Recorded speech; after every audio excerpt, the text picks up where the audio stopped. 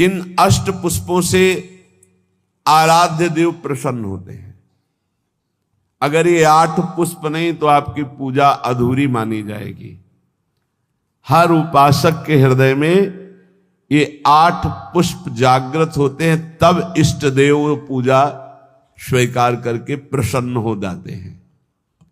ये शास्त्र सम्मत, और ये अभी तो आज आपको सुना रहे, ये नैष्ठिक ब्रह्मचर्य में ही बात पकड़ में आ गई थी।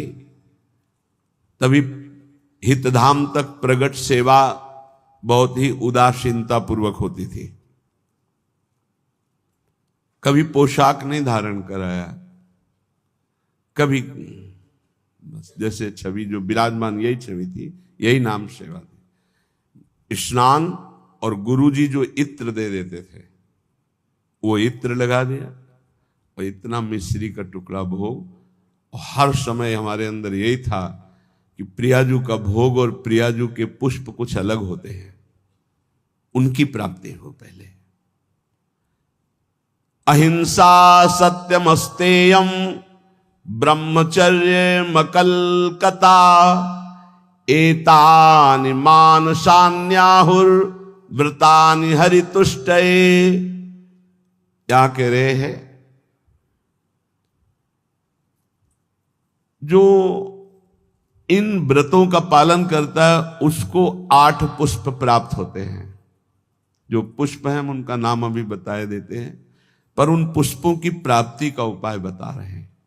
पुष्प हैं अहिंसा प्रथमम पुष्पम, द्वितीयम कर्णग्रहा, तृतीयकम भूत दया, चतुर्थम शांतिरेव च, समस्तु पंचमम पुष्पम, ध्यानम चैव तु सप्तमम, सत्यम चैवाष्टमम पुष्प, मेतैस्तुष्यति केशवः। ये 8 पुष्प हैं, ये उसको प्राप्त होते हैं। इन्हीं पुष्पों से भगवान को अधीन किया जाता है, इन्हीं पुष्पों को भगवान पसंद करते हैं। जो व्रत है ये कायिक व्रत कहा जाता है, जिसमें हम फलाहार रहते हैं, दुग्धाहार रहते हैं या जल पीकर रहते हैं। इसके द्वारा अगर मानसिक व्रतों की स्थापना नहीं हुई तो कायिक व्रत का कोई महत्व नहीं है। आजकल तो व्रत का उपहास किया जाता है, व्रत का उपहास किया जाता है। आप ऐसे ऐसे भोग सामग्रियां की जो प्राय रोज नहीं पाई जाती, वो व्रत में पाई जाती है।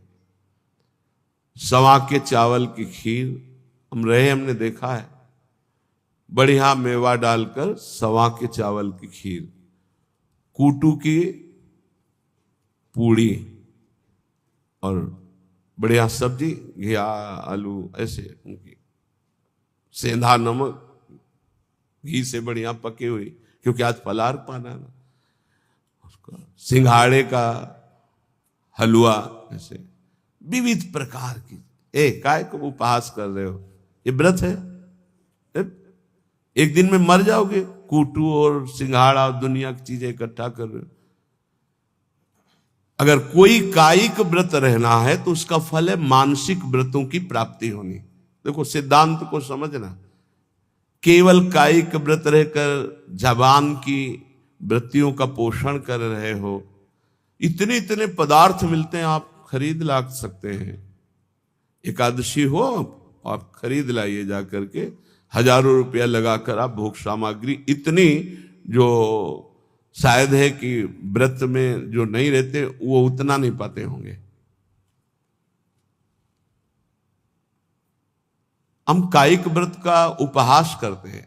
कायिक व्रत तभी माना जाएगा जब एक भुगतम, एक बार केवल, वो भी बहुत अल्पा। अगर जल से काम चल जाता है तो जल ले लीजिए, जैसे आप एकादशी व्रत रहते हैं। धन्यवाद, बहुत बड़ी बात है, बढ़िया है।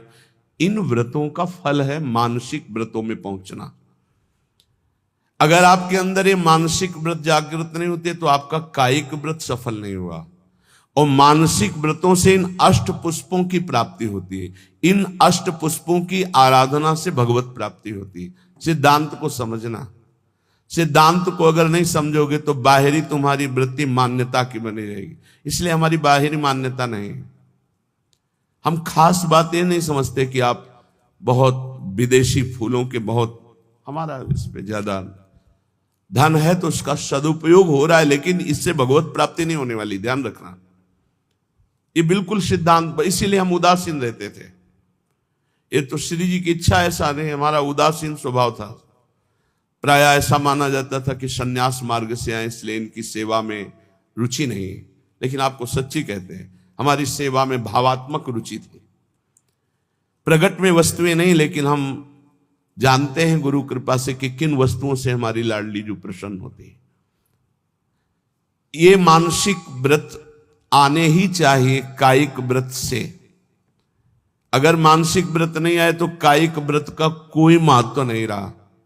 इसीलिए साधन विविध सकाममति सब स्वार्थ सकल सबे जो अनीति, ज्ञान ध्यान व्रत कर्म जिते सब काहू में नहीं मोय प्रतीति। ये हमारा रस सिद्धांत है। ज्ञान ध्यान व्रत कर्म जिते सब काहू में नहीं मोय प्रतीति। रसिक अनन्य निशान बजायो एक श्याम श्यामा पद प्रीति। श्री हरिवंश चरण निज सेवक बिचले नहीं छाणी रस रीति। अहिंसा सत्यमस्तेयम ब्रह्मचर्यम मकल्कता एतानि मासान्याहुर व्रतानि हरितुष्टये। हरितोष व्रत, प्राय इस शब्द को एकादशी से जोड़ा जाता है कि एकादशी हरितोष व्रत है, ऐसा भी माना ये, लेकिन कायिक व्रत है। यहां करें हरितुष्टये, बिल्कुल भगवान को प्रसन्न करने के लिए, जिसमें निश्चित प्रसन्न हो जाएंगे। कायिक व्रत का